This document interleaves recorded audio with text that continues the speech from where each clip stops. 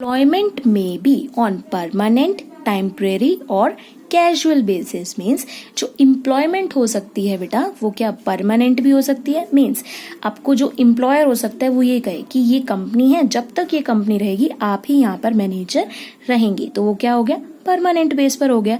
ऐसे ही टेम्परेरी या फिर कैजुअल बेसिस का क्या मतलब है बेटा कि आपको किसी 1, 2 या फिर 4 सालों के लिए रखा गया, तो वो क्या है टेम्परेरी बेसिस पर हो गया। ठीक, some of the example of employment are, employment कैसे बोला जाता है, किस किस को बोला जाता है, देखिए managers, servers, labourers, clerk are the examples of employment. Clear, क्यों? क्योंकि ये जो सब लोग हैं बेटा, ये जो सब एम्प्लॉयज हैं कि इनका खुद का वर्क नहीं होता, बल्कि ये क्या करते हैं किसी के अंडर वर्क करते हैं, तो इसको हम क्या बोलते हैं एम्प्लॉयमेंट बोलते हैं।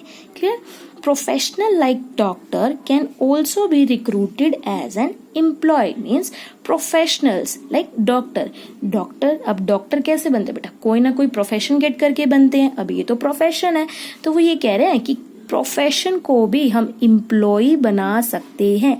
कैसे, देखिए if a doctor works in a government hospital, उन्होंने क्या कहा कि कोई डॉक्टर अगर गवर्नमेंट हॉस्पिटल में वर्क कर रहा है, हमने क्या बोला गवर्नमेंट हॉस्पिटल में, मतलब किसी दूसरे हॉस्पिटल में काम कर रहा है, तो अब वो किसी के अंडर काम कर रहा है, तो वो क्या बन गया बेटा एम्प्लॉयमेंट बन गई, है ना।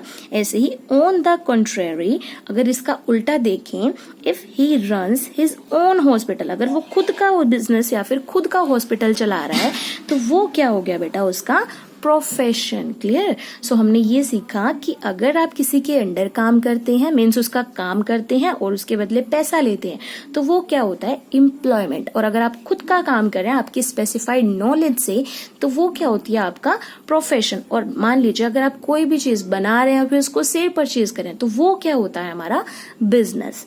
Clear, so now we will discuss about the characteristics of employment.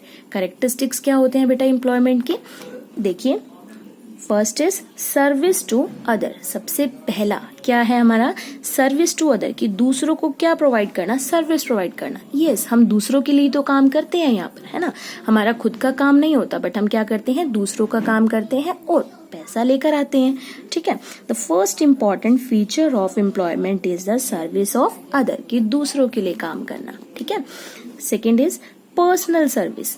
Personal service का क्या मतलब है कि जो बंदा उन्होंने हायर किया है, मतलब जो एम्प्लॉय है वो खुद से ही सर्विस प्रोवाइड करेगा, वो किसी दूसरे को नहीं कहेगा कि जाओ आप काम करके आओ। नो, जिस बंदे को हायर किया गया है वही पर्सन ही काम करेगा। ठीक है, an employee has to provide service himself, उसको खुद से ही सर्विस देनी होगी। In other words he can not get service from somebody else in his place, मतलब वो अपने प्लेस पर किसी और पर्सन को नहीं बेच सकता। ठीक है, थर्ड इज एग्रीमेंट। यस, इसके अंदर क्या किया जाता है बेटा एग्रीमेंट हो जाता है पहले से ही कि आपको ये काम करना, मतलब आप 1 साल के लिए या 2 साल के लिए, मतलब उनको क्या बता दिया जाता है पहले से ही एग्रीमेंट कर लिया जाता है कि आप इतने साल के लिए यहाँ पर काम करोगे। ठीक है, कि अगर आपने इससे पहले छोड़ा तो आपकी सैलरी पर अफेक्ट होगा, आपकी सैलरी काट ली जाएगी। ठीक है, सो ऐसे का कुछ जो होता है एग्रीमेंट किया जाता है पहले से ही, कुछ कंडीशंस रखी जाती हैं। देखिए employment is obtained under a special contract. क्या कहते हैं एम्प्लॉयमेंट जो होती है एक स्पेशल कॉन्ट्रैक्ट के अंडर की जाती है। द बेसिस ऑफ एम्प्लॉयमेंट, जैसे चाहे वो परमानेंट हो या फिर टेम्परेरी हो, is entered in the contract, वो कॉन्ट्रैक्ट के अंडर आती है। Similarly the basis of remuneration, like salary वगैरह जो भी कमीशन देनी है उनको या फिर फीस वगैरह देनी है, तो वो भी रिटर्न होती है। कॉन्ट्रैक्ट या फिर एग्रीमेंट का मतलब आ गया जो भी कंडीशंस वगैरह होंगी उन पर लगाई जाएंगी, या फिर वो कुछ बताए कि हाँ मुझे ऐसा कोई भी, तो वो हमेशा क्या होगा बेटा रिटर्न में उनको लिखकर दिया जाएगा कि आपकी सैलरी इतनी है, ठीक है, आपको इतने से इतने टाइम पर आना है। ठीक, सो ये सब एग्रीमेंट जो होता है वो बहुत जरूरी होता है इसके अंदर। Clear, so next is servant. Yes, वो एक नौकर की तरह ही तो काम करता है, एम्प्लॉय को एक नौकर ही बोला जाता है, किसका, उसके मास्टर का, उसके बॉस का। ठीक है, an employee is a servant of his master and act according to his order. तो जैसा उसका मास्टर बोलेगा वैसे ही एक एम्प्लॉय काम करेगा। तो एक नौकर भी तो ऐसे ही करता है, जैसे मालिक बोलता है वैसे काम करता है। ठीक, सो एम्प्लॉयमेंट के अंदर वो कैसे काम करता है as a servant. Clear.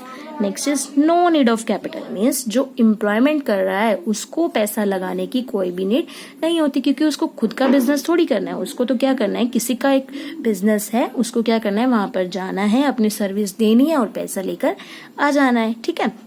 There is no need of capital in employment, means कोई भी पैसा लगाने की उसको जरूरत नहीं होती। In other words the capital is that of the master, means capital जो होती है, वो जो पैसा लगा होता है वो किसका होता है, मास्टर का, बॉस का, and not that of the employee, employee का नहीं होता, ठीक।